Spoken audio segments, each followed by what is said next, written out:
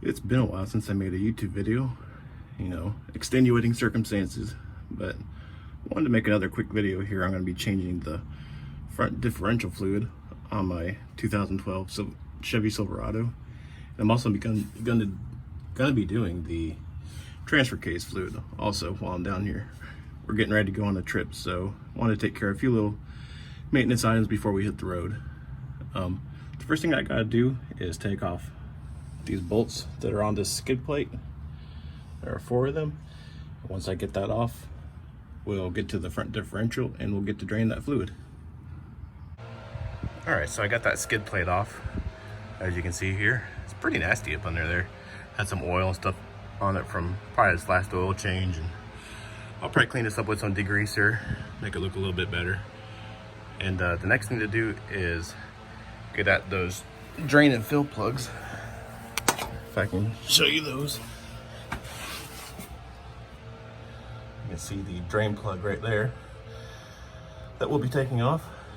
And it's kind of hard to record up under here. There's not a lot of space. So I'm going to skip through a little bit of this, but I'll fill you in on the details. You don't need any special tools to do this.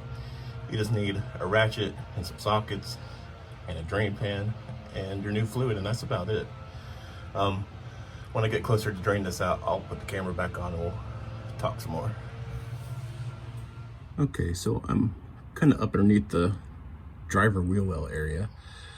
Looking at the side of the differential, you can see the CV axle right here going to the driver's side front tire. And right up there, where's my finger? Right there is the fill plug, and down there is the drain plug. So what we're gonna do first is take off the fill plug, and then we'll slide our pan underneath here and take out that drain plug. Let the fluid come out, and then reverse order. We'll put the drain plug back in, fill it up with fluid, and put the fill plug back in.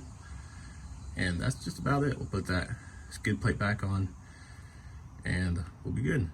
One thing important to note is you do need to be on level ground to do this. And it's kind of hard to find capacity recommendations, like in your owner's manual and that kind of thing. They just kind of give you like a rough estimate. Basically what you do is when you have this on level ground is when you're filling it back up, you just wait till a little bit starts running out of the fill hole. Once it starts dribbling out a little bit, then you know it's at the correct level and you can tighten it back up and go from there. Okay, so the fill plug is off, and as you can see, it's dripping just a little bit. That means that the fluid that's in there is at the correct level. But as you can also see, it's pretty black. So it is definitely time to change this fluid. I have no idea how old it is or how long it's been in here. I've only had the truck like a year and a half, well, a little bit more. So I've never changed it, and it's probably been several years since it's been changed, if at all. So time to change it. The next thing is to get off that drain plug, and that's when it's all going to come out. Your vehicle might be a little bit different. This, especially on like a solid front axle, you might have an actual differential cover, kind of like you would on your rear differential, and it may or may not have a drain plug. Sometimes you just have to take the whole cover off and drain it that way. This makes it a little bit easier, but you can't really get in there to inspect the gears or anything. That's kind of a drawback of this style. But I'll get that drain plug off of there, and we'll get all that old fluid out, and then we'll get to filling this thing back up. All right, so the drain plug's out, and you can see the old fluid draining out of there. Pretty nasty looking, and it stinks too. Another thing you want to look at when you're doing this is your drain plug, and doesn't want to focus. Well, you can kind of see it. And on your drain plug, they put a little magnet, and that catches any little metal shavings that are floating around the oil. Here, see if I can get this to focus. There we go. All that is metal shavings, and that's kind of a little bit more than I was hoping to see. But I think this fluid's probably been in here a long time, so it's not too unexpected. But we're gonna clean this off, let that oil finish draining out of there, and we'll put the fill plug back in, fill it up with fluid, and we'll be good to go. I don't have any brake cleaner or anything like that, but I did have some throttle body cleaner. That'll work too.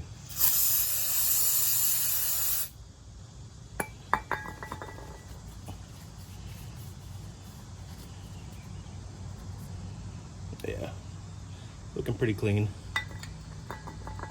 See, it has a magnet in it to catch all the shavings off of your ring and pinion gear and stuff in there. I'm gonna go clean up this skid plate while we wait for the rest of that gear fluid to drain out of the differential. I'm only doing my front differential today because I actually just had the fluid for the rear changed.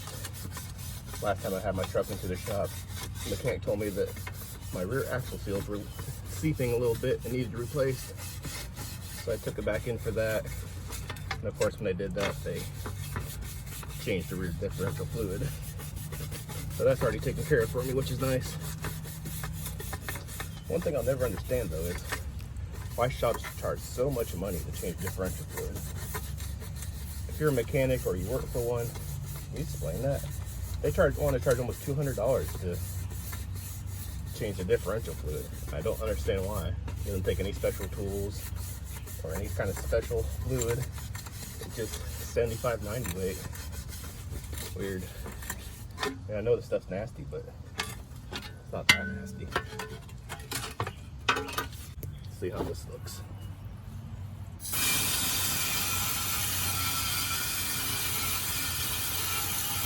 Not bad on that side.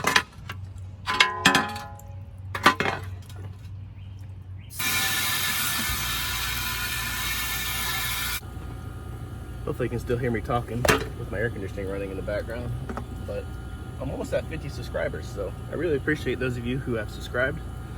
I'm going to try to be a little bit more consistent with uploading than I have been recently, but I really appreciate those of you who have taken the time to watch my videos and subscribe and comment. Let's keep it up. Let's try to get to 100 subscribers. That would be really cool, but I appreciate it. Thank you.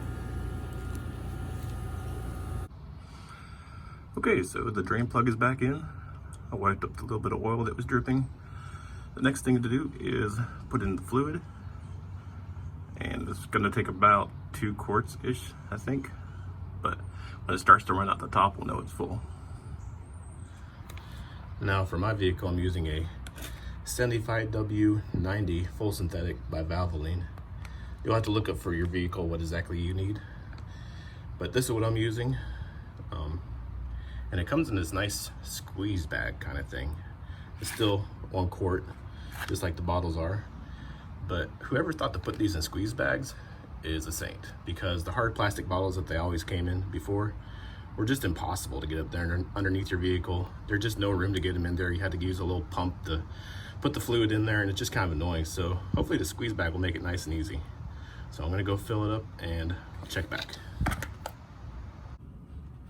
All right, so I just finished putting the 2nd quart in there. And I overfilled it a little bit. As you can see, it's starting to dribble out just a little bit, which is exactly what you want. When it starts dribbling out like that, it's full. So it only took a little less than 2 quarts, I'd say. Those squeeze bottles are great. I don't think I spilled a single drop doing that. Way better than the old hard plastic bottles. So this front differential is full. I'm gonna put the fill plug back on, snug it up, and skid plate back on, and that should be that. Pretty easy. All right, skid plate is back on. Next up is the transfer case. Okay, so I'm actually able to get the tripod up under here so you can actually see what I'm doing while I'm doing it. Wish I could have done that up there on the front diff, but there's just not much space. But if you know of a camera tripod that's nice and low to the ground for close quarters like this, let me know, because that would help me out. So the process for changing the transfer case fluid is pretty much like the rear differential or front differential. There's a drain plug and a fill plug, and you just drain out the old fluid, put in the new, and that's about it. This transfer case takes Dextron 6, I believe. I think that's what I bought, and it takes about 1.5 quarts, like 1.6 quarts or something like that. So we're just gonna drain it, fill it back up, and we'll be good to go. Don't need to take off the skid plate or anything like that. It's not in the way. So it should be pretty easy. There it goes.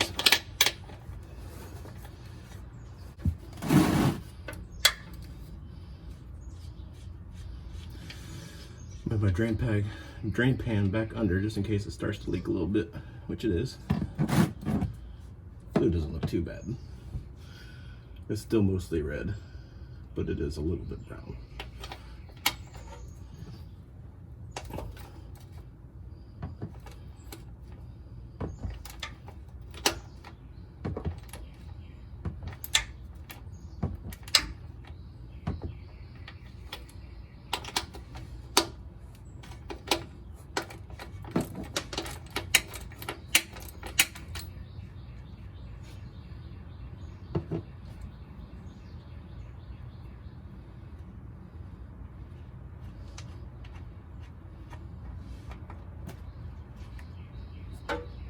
Yeah, it's a little dark. I don't know if you can see this in the camera, but it also has a magnet on there, and there's a little bit of junk on it. So we'll get that cleaned up, just like we did the drain plug on the front diff. And we'll put the plug back in, fill it back up, and we'll be good to go. All right, as you can see, the fluid is basically done dripping out of there. I'm gonna put the drain plug back in. Be sure that you use the one with the magnet on it for the bottom hole. That way it can catch any little shavings floating around in there as you're driving around.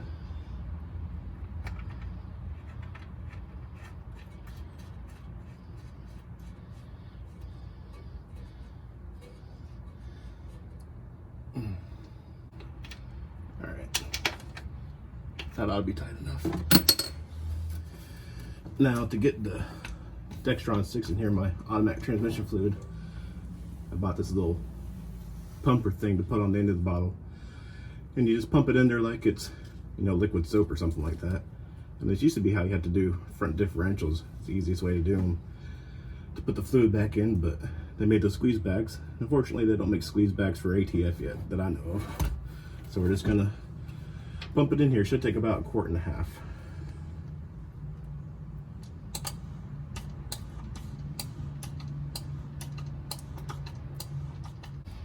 All right, that was quart number 1.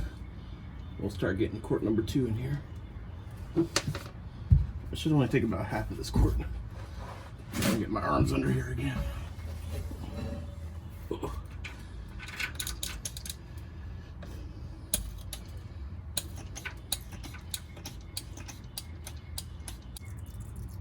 I overfilled it too.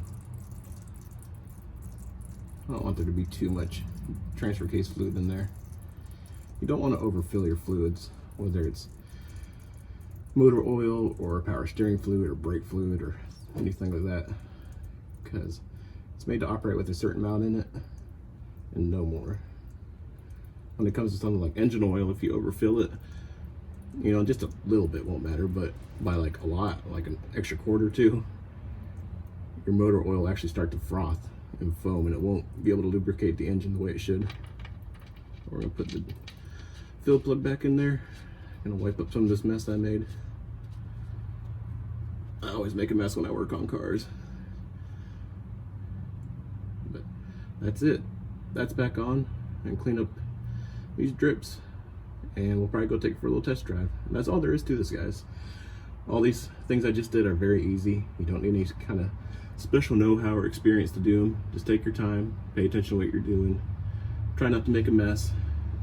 You know, make sure you know which fluids you need. You can find all that stuff in your owner's manual or in a repair manual, or by watching YouTube videos, which is how I learned to do a lot of things I do on cars.